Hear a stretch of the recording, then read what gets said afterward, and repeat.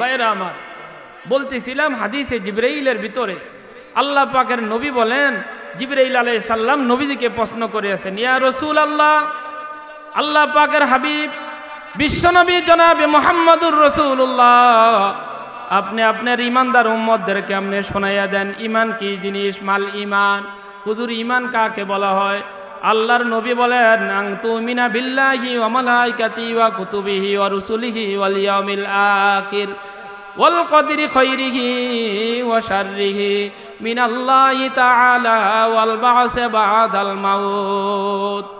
নবীজি বলেন, আল্লাহকে বিশ্বাস করো, রহমতের ফেরেশতাদেরকে বিশ্বাস করো, আল্লাহর কালামকে বিশ্বাস করো, আসমানি কিতাব সমূহকে বিশ্বাস করো, পরকালকে বিশ্বাস করো, ভালো মন্দ তকদিরকে বিশ্বাস করো।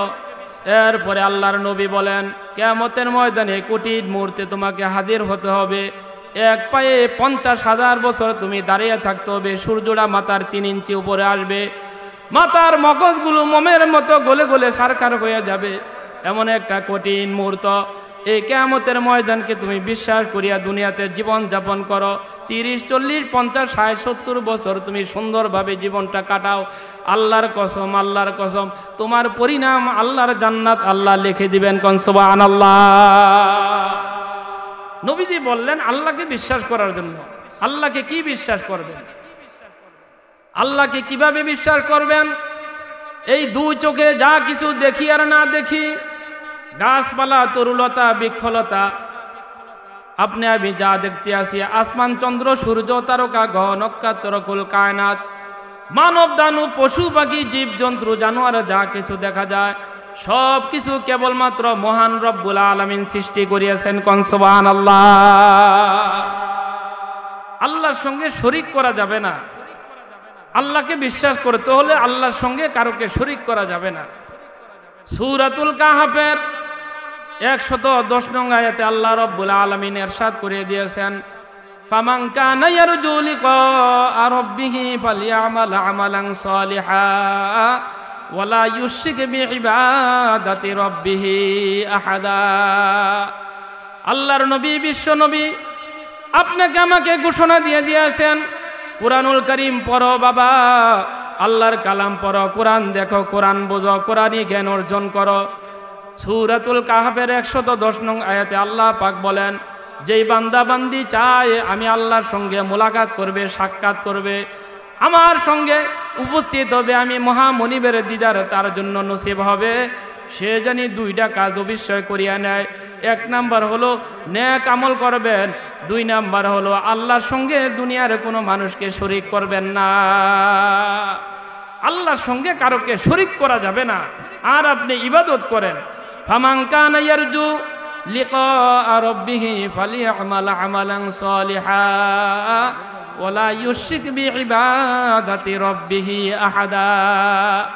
আল্লাহ পাক বলেন, যেই বান্দা বান্দি আমি মহামনিবের সঙ্গে সাক্ষাৎ করতে চায়, মোলাকাত করতে চায়, সেই বান্দা বান্দি যেন 2টি কাজ করিয়া আসে।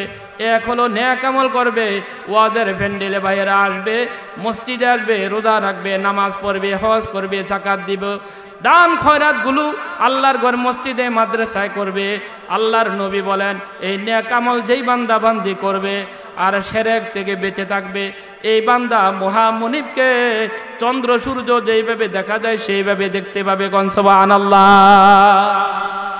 আল্লাহর মোলাকাত, আল্লাহর সাক্ষাৎকে আমরা চাই। আরে কথা বলেন না কেন? চাই। আল্লাহর সাক্ষাৎ যদি আপনি পেতে চান, 2টি কাজ আপনি করতে হবে। নেক আমল করবেন। আপনি বলবেন, আল্লাহ নেক আমল করলে কি লাভ হবে, কি ফায়দা হবে? মহামনিব 1400 বছর আগে আপনাকে কোরআনুল কারিমে জানিয়ে দিয়েছেন। আল্লাহ রাব্বুল আলামিন বলেন, ইয়া ইবাদি লা খাউফুন আলাইকুমুল ইয়াওমা ওয়ালা আনতুম তাহজানুন। বান্দা আমার ইবাদত করো, আমার দাসত্ব করো, আমার গোলামি করো। ইহুদি নাসারাদের পা চাটা গোলামি তুমি করতে যাইও না।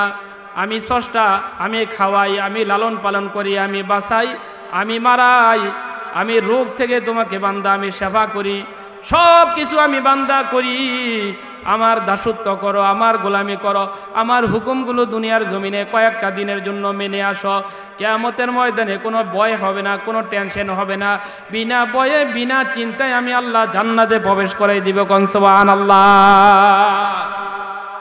আপনারা কি সেই জান্নাতে যাইতে চান? আরে কথা বলেন না কেন? যাইতে চান? জান্নাতে যাইতে চাইলে আপনি দুই কাজ করতে হবে। এক হলো ইবাদত করতে হবে।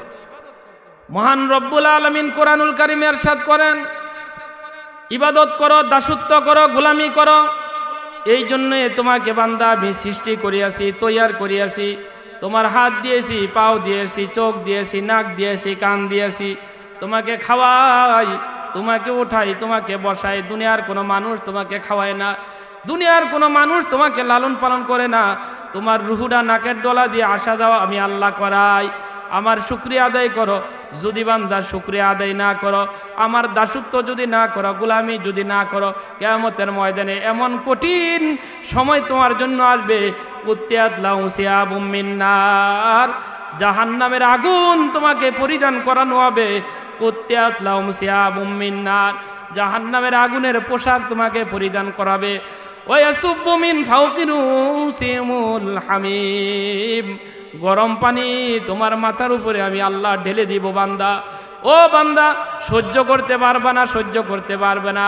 ওয়ায়াসহারু বিহি মা ফি বুতুনিহিম ওয়াল জুলুদ, বান্দা গরম পানিটা তোমার মাথায় ডালতে দেরি হবে, তোমার পেটের ভিতরে যা কিছু আছে সব কিছু পায়খানার রাস্তা দিয়ে বের হয়ে যাবে।